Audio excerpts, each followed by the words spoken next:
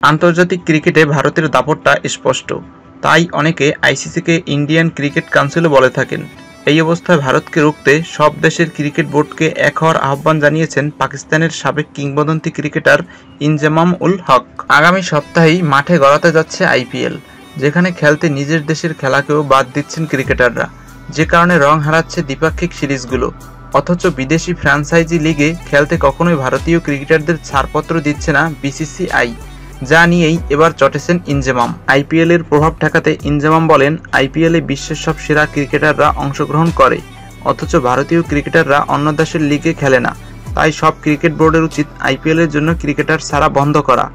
BCCI যদি অন্য দেশের লিগে তাদের ক্রিকেটারদের খেলতে না দেয়, তাহলে বাকি বোর্ডগুলিরও কি কঠোর অবস্থান নেওয়া উচিত নয়? ইনজামামের কথার পেছনে কারণও আছে, কেননা আগামীকাল থেকে মাঠে গড়ানো পাকিস্তান নিউজিল্যান্ড সিরিজে দেখা যাবে না নিউজিল্যান্ডের তারকা ক্রিকেটারদের।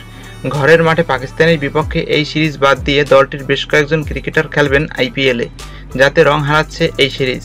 অথচ অবসরে যাওয়ার আগে বিদেশি লিগে খেলার সুযোগ নেই ভারতীয় ক্রিকেটারদের।